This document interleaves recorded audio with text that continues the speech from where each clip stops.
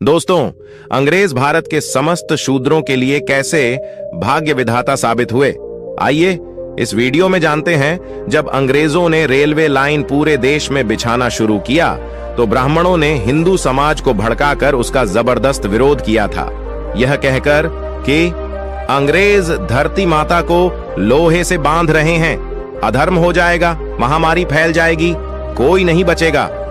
कई जगहों पर दिन में लाइन बिछाई जाती थी और रात को उखड़वा दी जाती थी।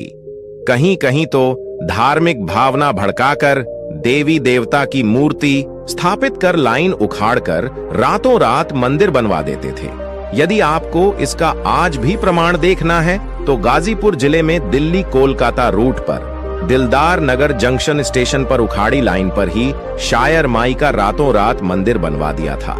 अंधविश्वासी जनता के जबरदस्त विरोध के कारण अंग्रेज मंदिर नहीं हटावा पाए थे, इसलिए ट्रैक को उन्हें मोड़ना पड़ा। आज भी दो ट्रैक के बीचों बीच यह मंदिर मौजूद है। ब्राह्मणों ने रेलवे का विरोध इसलिए किया था कि हम लोग शूद्र के साथ नहीं बैठ सकते हैं, पृथ्वी पर अधर्म हो जाएगा।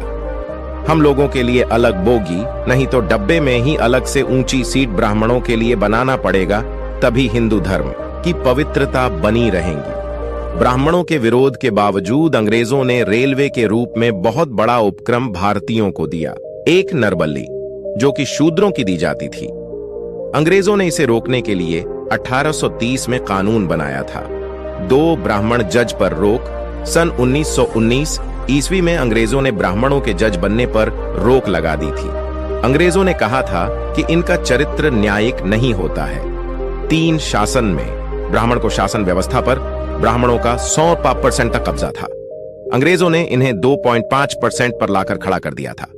4 संपत्ति का अधिकार। अंग्रेजों ने अधिनियम 11 के तहत शूद्रों को 1703 ईस्वी में संपत्ति रखने का अधिकार दिया था। 5 देवदासी प्रथा अंग्रेजों ने ही बंद कराई। इस प्रथा में यह होता था कि शूद्र समाज की लड़कियां मंदिरों में देवदासी के रूप में रहती थीं। पंडा पुजारी उनके साथ छोटी उम्र में बलात्कार करना शुरू कर देते थे और उनसे जो बच्चा पैदा होता था उसे हरिजन कहते थे। 6 नववधू शुद्धिकरण प्रथा। सन 1819 से पहले किसी शूद्र की शादी होती थी तो ब्राह्मण उसका शुद्धिकरण करने के लिए नववधू को 3 दिन अपने पास रखते थे, उसके उपरांत उसको घर भेजते थे।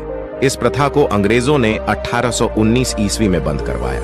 7 चरक पूजा अंग्रेजों ने 1868 ईस्वी में बंद कराई। इसमें यह होता था कि कोई पुल या भवन बनने पर शूद्रों की बलि दी जाती थी। 8 गंगा दान प्रथा। शूद्रों के पहले लड़के को ब्राह्मण गंगा में दान करवा दिया करते थे, क्योंकि वह जानते थे कि पहला बच्चा हृष्ट पुष्ट होता है, इसीलिए उसको गंगा में दान करवा दिया करते थे। अंग्रेजों ने इस प्रथा को रोकने के लिए 1835 में एक कानून बनाया था।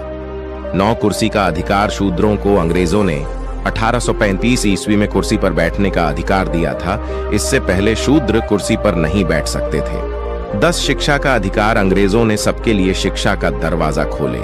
पहले शूद्र जातियों, आज की ओबीसी, एससी, एसटी व सभी वर्ण की महिलाओं को पढ़ने का अधिकार नहीं था।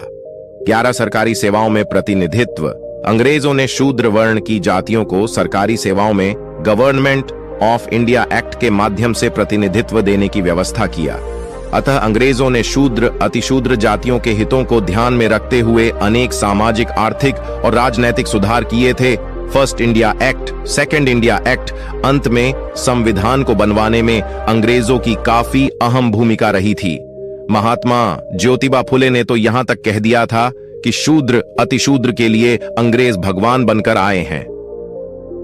दोस्तों, अगर वीडियो पसंद आया हो तो चैनल को सब्सक्राइब कर दे और लाइक कर दे और शेयर करें। आपका दिन शुभ हो। जय भीम।